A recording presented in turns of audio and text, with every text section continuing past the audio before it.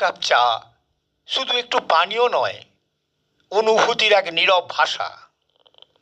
দিনের শুরুতে, ব্যস্ততার ফাঁকে, ক্লান্ত বিকেলে কিংবা অবসরের ক্ষণে এক কাপ চা যেন মানুষকে একটু থামতে শেখায়।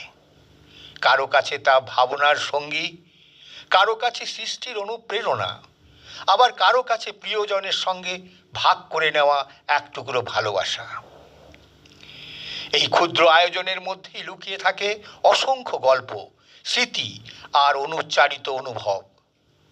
সেই অনুভবেরই এক সরল প্রকাশ, এক কাপ চা, এক অনুভূতি, এক থমকা ভালোবাসা। নমস্কার, আমি সাধন রায়। আমার আজকের লেখা এক কাপ চা, আমার কণ্ঠে।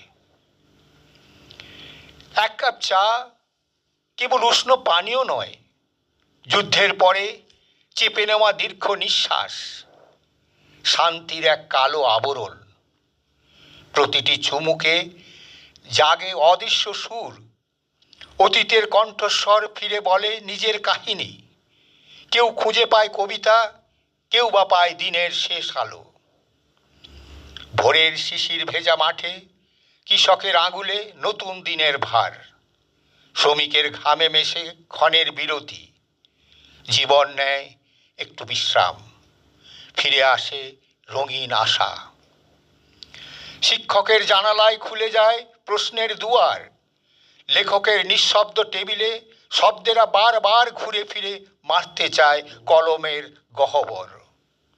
প্রতিটি কাপে ভিজে আছে অনন্ত প্রশ্নের ছায়া, উত্তর না পেলে থেকেও বেগ ধরে আকাশের মতো শূন্য।